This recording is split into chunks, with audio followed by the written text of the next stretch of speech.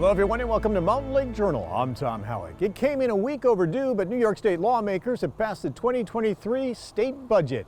Flush with billions in federal aid and strong tax revenues, New York's budget comes in at a record $220 billion.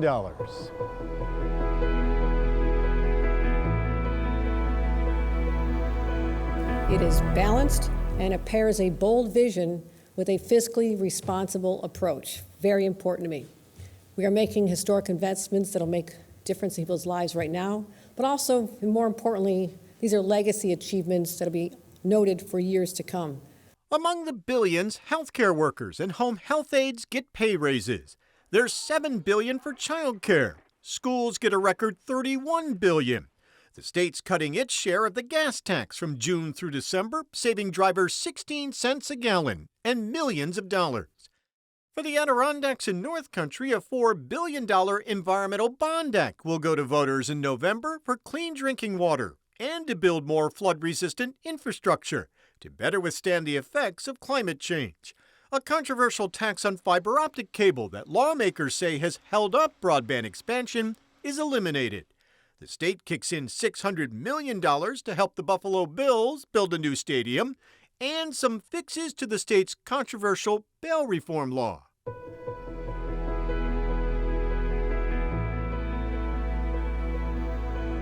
And North Country Assemblyman Billy Jones joins us now. Good to see you again. Welcome. Good to see you as well. $220 billion, a record for New York State. $8 billion over last year's budget. Is it a good budget, though, for the North Country?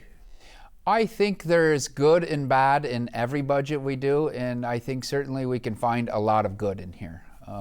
We're spending a lot of money. A lot of that federal stimulus money and federal funds are still there. Our tax receipts were up a lot in the past year. It's a lot of money. I would have liked to put a little more into reserves, save it for a rainy day fund. But there are a lot of good things in there for the North Country, for sure. Record spending on school aid, restoring a lot of the education aid that's been cut over the past several years. Absolutely. Very important to our schools to get that foundation aid, that aid that goes directly to our school districts, get that up to the appropriate levels and where it should have been. And we're doing that. We have a 3-year plan. This is the second year of that plan, and we'll continue it next year as well. Millions more for SUNY. Capital money in there for SUNY. A lot of good things for SUNY. They need the upgrades. I know childcare was a big issue for many people this year, especially after the pandemic, and we saw the effect of that. Parents couldn't work or weren't taking job openings because they had childcare issues. $7 billion for childcare. Is it a major step forward in dealing with childcare? Absolutely, a major step forward in increasing the funding amount for the workers that work at those child care centers. We've increased the percentage in the amount to go to the workers, but we live here in a child care desert here in the North Country, and I wanted some specific funding for that, to address that, to get more child care centers and to assist those child care centers in starting up, and so that we could that parents could have more options to send their children to child care centers. We're still working on that, and I think we can get to a resolution on that soon. Employers have said that's a big reason that they don't think people are filling jobs. Absolutely. It's a workforce issue. It's an economic issue. Having that child care aspect of it is a major, major piece in our workforce. As of June 1st, the state share of the gas tax is suspended through the end of December, 16 cents a gallon. Will that help people who have to drive a half hour or hour to get to work here in the North Country in the rural Adirondacks? You said it. Obviously, we live in a rural area. Gas prices affect all of us. The state is doing what it can on the state level. We've taken the steps to get rid of the sales tax on that per gallon gas. Hopefully, it'll make a difference. But we've listened to the people. Inflation is hurting people. Gas prices obviously have something to do with that. So I feel New York State is doing their part in that. Broadband, the elimination of the tax on fiber optic cable that providers string or bury along state highways. They've had to pay that tax for a couple of years now, and that's gone, so that's a big win. Absolutely a big win for our small providers here in rural areas to get rid of that tax. I've been fighting for that. It was put in there, I believe, in the budget 3 years ago. Shouldn't have been in there in the first place, but we're hoping that this will help out our smaller companies to get more broadband, more wire in the ground out to our rural homes. You have no doubt it's been a deterrent to small providers expanding broadband. Absolutely. Absolutely has been a deterrent. Getting rid of the DOT right-of-way tax will help in that. Getting $1 billion, a lot of federal funding and state funding that we approved in the budget, getting that out. We need to get it implemented, get it going, get it in the ground. People want it, they need it. The Ambulance Cost Recovery Act passed. You sponsored that bill, allowing volunteer fire departments in New York to bill patients for the emergency care and services their EMTs and rescue squads provide. Insurance providers have long been able to bill patients if they use a private ambulance service, but in New York, the fire departments have never been able to do that until now. Been working on this bill a long time. We were the only state that didn't allow this option. It's a major, major victory. Very proud of what we were able to accomplish in this. And I've carried the bill for the last 5 years. So a lot of hard work has been put into this, and it provides parity. It's a public safety issue. I have said it's a public safety issue. This has been a huge cost to local fire departments. Coming out of their budgets, they've had to foot the bill. Absolutely. It'll help them provide the supplies and personnel to help get people the care that they need. In the Adirondacks, the $4.2 billion Environmental Bond Act will go on the ballot this November. You support it? I support it because so many of our municipalities, so many of our localities, they need help with their wastewater infrastructure, their to get clean water out.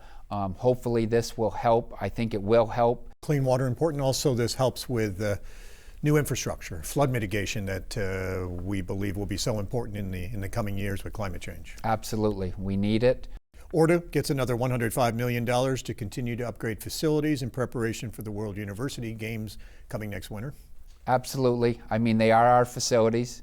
It's a state responsibility, so we have to upgrade them. And we're excited for the 2023 World University Games coming in February. And who knows, maybe someday down the line, we can always dream of having the Olympics back here. The EPF, Environmental Protection Fund, will get $400 million.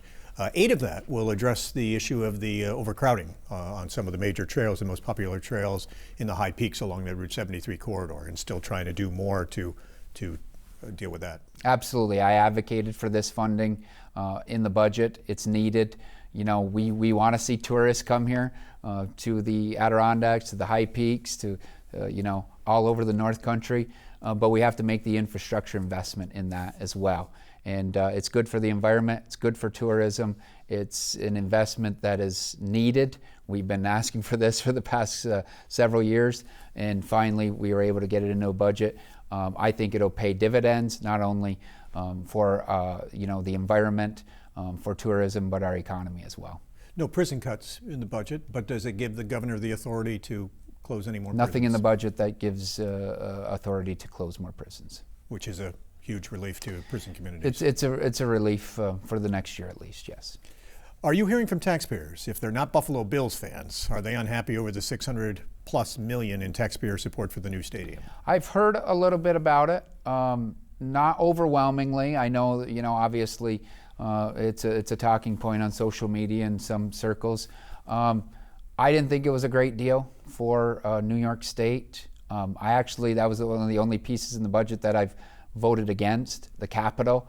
It pains me to vote against a piece of the budget that has Capitol. So many good things for our area in New York State, but I couldn't bring it across the goal line, so to speak. It was sprung on us late in the process. I thought there could have been much better deals out there, so I did not support that piece. And speaking of a policy issue that was sort of sprung on lawmakers at the end, the big issue, does the budget make the right and necessary fixes to bail reform? It makes some fixes. I don't think it goes far enough to make the necessary fixes that we need, but there are fixes in there. And they were painstakingly negotiated out through this. We know it was sprung on us a week outside the budget deadline, a week, 10 days. That's why we had a 9-day late budget, because policy kept being shoved in it.